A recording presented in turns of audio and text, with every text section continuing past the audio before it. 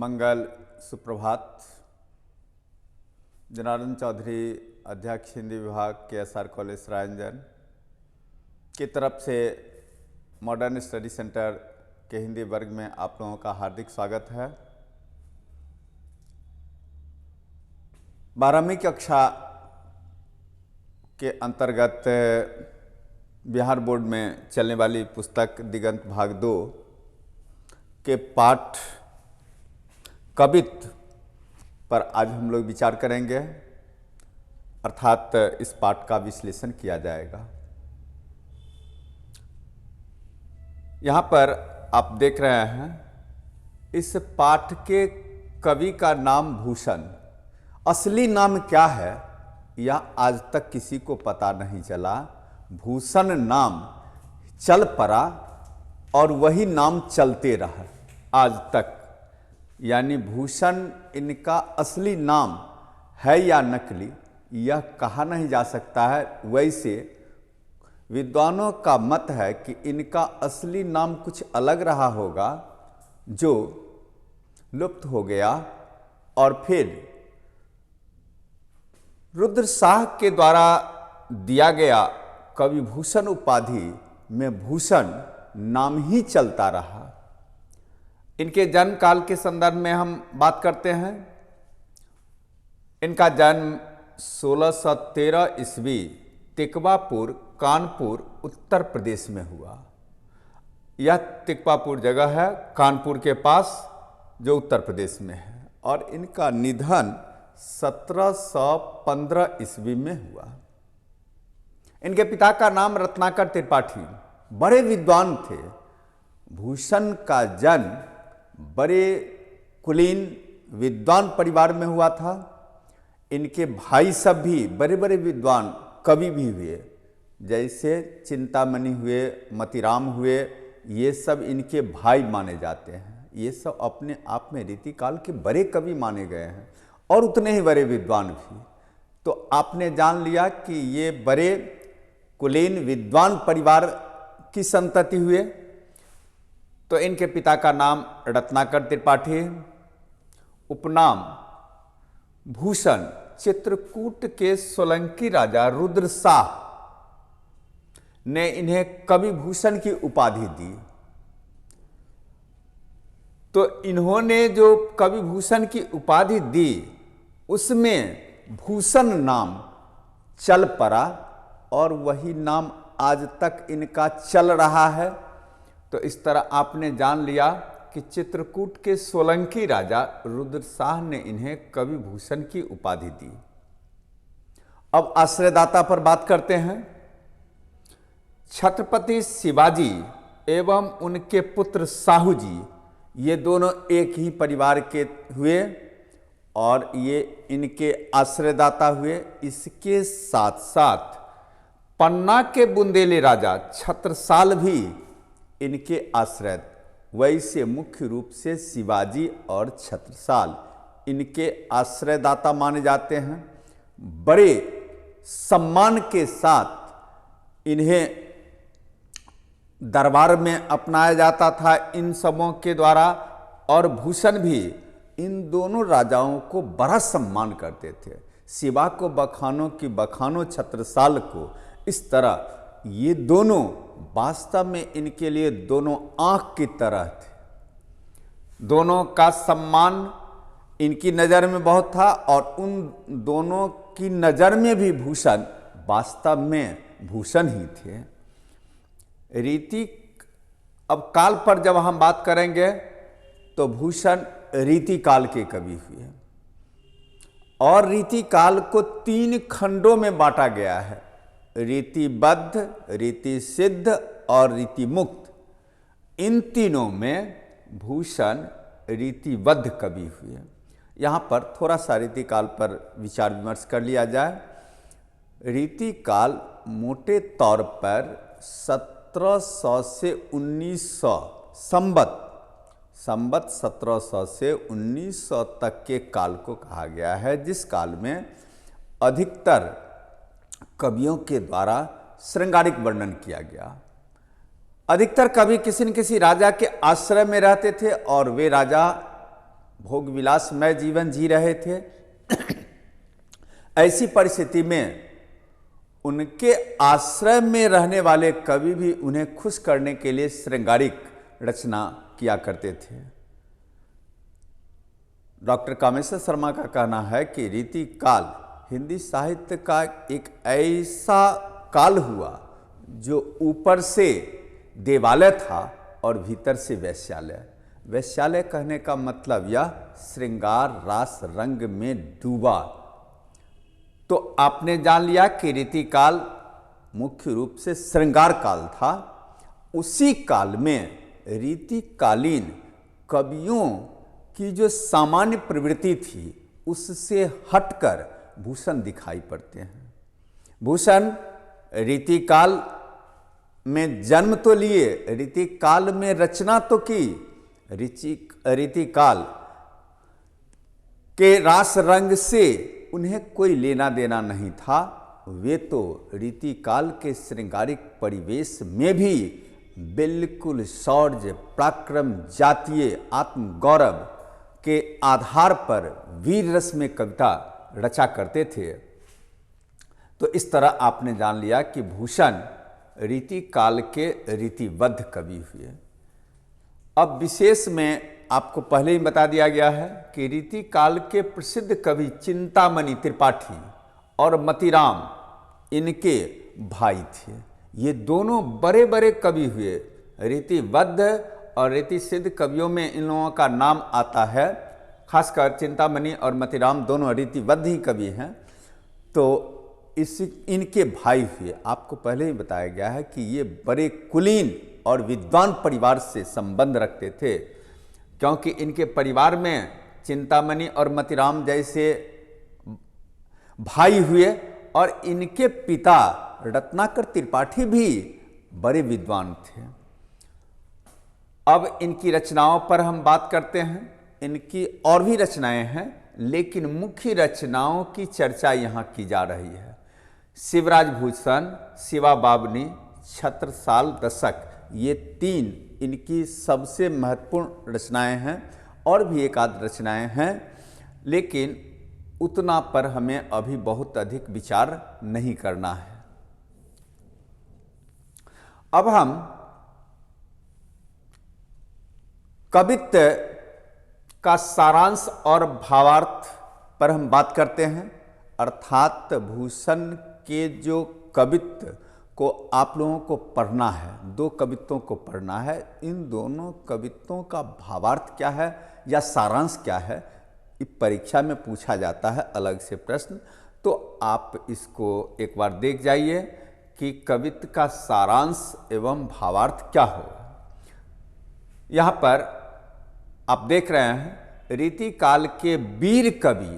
पहले ही बता दिया है कि भूषण रीतिकाल में तो हुए, श्रृंगार काल में तो हुए, लेकिन श्रृंगारिक वर्णन करने से उनका कोई मतलब नहीं था। वे तो वीर कविता लिखा करते थे। इसीलिए वीर कवि। भूषण रचित प्रथम कवित्व में जहाँ छत्रपति शिवाजी के शौर्य, पराक्रम, वीरता का वर्णन किया गया है, वहीं दूसरे कवित्व में छत्रसाल की बर्छी का वर्णन किया गया। छत्रसाल की बर्छी का वर्णन करने का मतलब हुआ छत्रसाल की वीरता का वर्णन करना। आप देख रहे हैं दूसरे कवित्व में छत्रसाल के शौर्य, पराक्रम का वर्णन किया गया है। कवि के लिए शिवाजी और छत्रसाल वास्तव में दोनों नयन की तरह थे, दोनों आँख की तरह। जैसे व्यक्ति के लिए दोनों ही आंखें महत्वपूर्ण होती है, इसी तरह इनके लिए भी शिवाजी और छत्रसाल दोनों बड़े महत्वपूर्ण थे। जिस प्रकार इंद्र यम पर हावी होता है, वारवाग्नि जल पर, राम घमंडी रावण पर, हवा मेघ पर, शंभु कामदेव पर, परशुराम सहस्राबाहु पर, आग पेड़ की शाखाओं पर, चिता मृगझुंड पर, सिंह हाथी पर, सूरज की किरण अंधकार पर और कृष्ण कंस पर भारी पड़ते हैं, उसी प्रकार मुगल शासक पर वीर शिवाजी भी हावी रहते हैं। यहाँ पर ध्यान रखना होगा, वार्वाग्नि शब्द की चर्चा की गई है। अग्नि तीन प्रकार की है, वार्वाग्नि, दावाग्नि और जठराग्नि। वार्वाग्नि जल की आग को कहते हैं। जल में ऐसा कहा जाता है कि आग होती है, और वह जल की आग जल पर पूरी तरह फैल जाती है। तो इसी तरह जैसे जल पर वार्वाग्नि फैल जाती है, वहाँ पर जल का कोई तासीर काम नहीं करता है। और राम रावण के विषय में तो आप जानते ही होंगे कि घमंडी रावण, जिस रावण के दरबार में देवता दरबारी का काम करते थे, वैसे घमंडी रावण को निहत्थे कहने का मतलब राज दरबार से कोई साधन लिए बिना अकेले वनवासी राम ने रावण का अंत कर दिया। और फिर आप हवा और मेघ को देखें कि मेघ को जैसे जैसे चलाता है पवन, उसी तरह मेघ को चलना पड़ता है। हवा के इशारे पर ही मेघ चलता है, अर्थात मेघ पर काबू होता है हवा का। और आप शंभु और कामदेव के विषय में जानते होंगे। शंभु की तपस्या भंग करने के लिए कामदेव ने नृत्य करना आरंभ कर दिया, और उसी समय शंभु की तीसरी आंख खुल गई और कामदेव जलकर भस्म हो गया।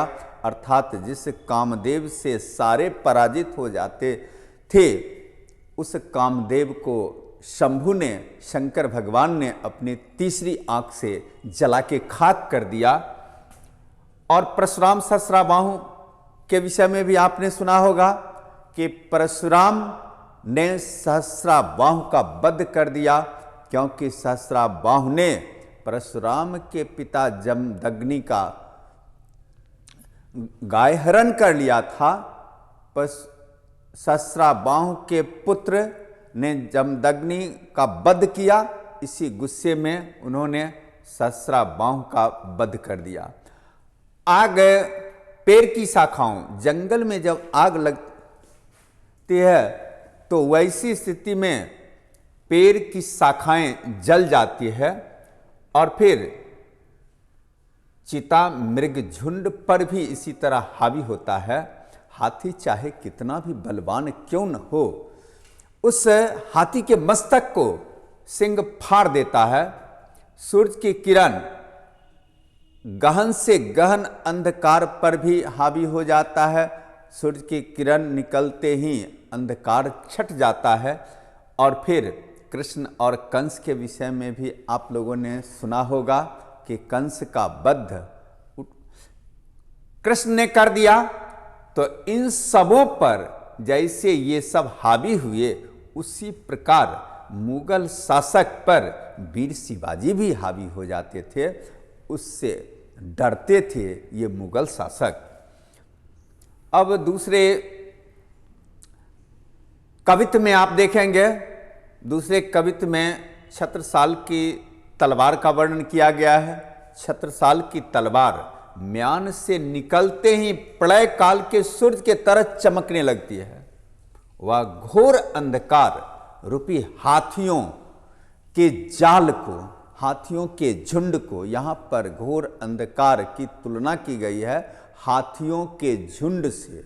हाथियों के झुंड को यहाँ पर घोर अंधकार कहा गया है, और वह घोर अंधकार अर्थात हाथियों का झुंड यह तलवार काट देती है। अर्थात ये सूर्य की किरण की तरह चमकती है, प्रलयकालीन सूर्य की तरह चमकती है, जिससे अंधकार छट जाता है। दुश्मनों के गले में तो ये विष भरी नागिन की तरह लिपट जाती है, एकदम लहलह करती हुई नागिन की तरह दुश्मनों के गले में लिपटती है और काटती है, जिससे बड़ा से बड़ा दुश्मन भी बच नहीं पाता है। और वह गले को काट काट कर मुंडमाल तैयार करती है, और उस मुंडमाल को भगवान रुद्र को चढ़ाकर भगवान रुद्र को रिझाने का काम करती है। महावीर महाराज छत्रसाल की वर्षी का वर्णन कहां तक किया जाए। विकट विकराल दुश्मनों की गर्दन काटकर वह हंसते हुए कालिका को भोग लगाती है। इस तरह आपने इसका सारांश देख लिया। अब आप दोनों कवित्व की व्याख्या देखेंगे। इंद्रजिमी जम पर बारब जो अम्ब पर, रावण सदम्ब पर रघुकुल राज है। पौन बारी बाह पर, शंभुरति नाह पर, ज्यों सहस बाह पर राम द्विज राज है। दावा दुर्दंड पर, चीता मृग झुंड पर, भूषण वितुंड पर जैसे मृग राज है। तेज तम अंश पर, कान जिमी कंस पर, यौ मलिच्छ वंश पर शेर शिव राज है। यहाँ आप इसकी व्याख्या देख लेंगे। प्रस्तुत कवित्व दिगंत भाग 2 में संकलित वीर रस के रीतिकालीन कवि भूषण रचित कवित्व पाठ से उद्धृत है, जिसमें कवि ने छत्रपति शिवाजी के शौर्य पराक्रम का वर्णन किया है। शिवाजी के शौर्य पराक्रम का वर्णन किया गया है। जिस प्रकार यम पर इंद्र, जल पर बारवाग्नि, घमंडी रावण पर राम, सहस्राबाहों पर परशुराम, पेड़ की डाल पर आग, मृग झुंड पर चीता, हाथियों के झुंड पर सिंह, अंधकार पर सूरज की किरण, कंस पर कृष्ण भारी पड़े, उसी प्रकार मुगल वंश पर शिवाजी का भी आतंक है। आप इसमें देखेंगे कि एक ही बात को कहने के लिए कवि ने कई सारे उपमानों का प्रयोग कर दिया है, बहुत सारे उदाहरणों को प्रस्तुत कर दिया है। इस कारण भाव अत्यधिक प्रभावपूर्ण हो गया है, वर्णन अत्यंत प्रभावपूर्ण दिखाई पड़ता है। इसमें उपमा अलंकार का बड़ा सुंदर प्रयोग किया गया है। अलंकारों में उपमा महत्वपूर्ण अलंकार माना गया है। इस उपमा अलंकार का बड़ा सुंदर प्रयोग किया गया है। अब हम दूसरे पर बात करते हैं। निक्षत म्यान ते मैखे प्रलय भानु कैसी, फारे तम तोम से गयंद के जाल को, लागत लिपट कंठ बैरिन के नागिन सी, रुद्र ही रिझावे दे दे मुंडन की माल को, लाल छितिपाल छत्रसाल महाबाहुबली, कहाँ लो बखान करो तेरी करवाल को, प्रतिभट कटक कटीले के ते काटी काट, कालिका सी किलक कलऊ देत काल को। इसमें भी आप देख रहे हैं प्रस्तुत कवित्व दिगंत भाग 2 में संकलित वीर रस के रीतिकालीन कवि भूषण रचित कवित्व पाठ से उद्धृत है, जिसमें कवि ने पन्ना के बुंदेला राजा, छत्रसाल के विषय में जान लें कि ये पन्ना के बुंदेला राजा थे। पन्ना जगह का नाम और बुंदेला जाति का नाम। बुंदेला राजा छत्रसाल की वीरता का वर्णन, इसी क्रम में उनकी तलवार का भी वर्णन हो गया है। मूल रूप से छत्रसाल की वीरता का वर्णन करना उद्देश्य है, लेकिन सीधे नहीं करके तलवार के माध्यम से उसकी वीरता का वर्णन किया गया है। म्यान से निकलते ही उनकी तलवार प्रलय काल के सूर्य की तरह चमकने लगती है। वह अंधकार रूपी हाथियों के समूह के जाल को सहज ही काट देती है। वह दुश्मनों के कंठ में विषभरी नागिन की तरह लिपट जाती है। दुश्मनों के मुंड से बनी मुंडमाला अर्पित कर भगवान रुद्र को खुश करती है। यह तलवार महाबलशाली महाराजा छत्रसाल की है, जो विकट दुश्मनों को भी काट काट कर काली को भोग लगाती है। इस प्रकार कवि ने तलवार का वर्णन कर छत्रसाल का वर्णन किया है। इस तरह आपने दोनों ही कवित्वों में देखा कि एक में कवि ने शिवाजी का वर्णन किया है और दूसरे में कवि ने छत्रसाल का वर्णन किया है। यह वर्णन अत्यंत ओजपूर्ण है। आपको पूछा जा सकता है कि इस कवित्व में कौन सा काव्य गुण है, तो आप कहेंगे ओज गुण, अर्थात ओजपूर्ण वर्णन किया गया है। इस तरह आपका यह व्याख्यान पूरा हुआ। धन्यवाद।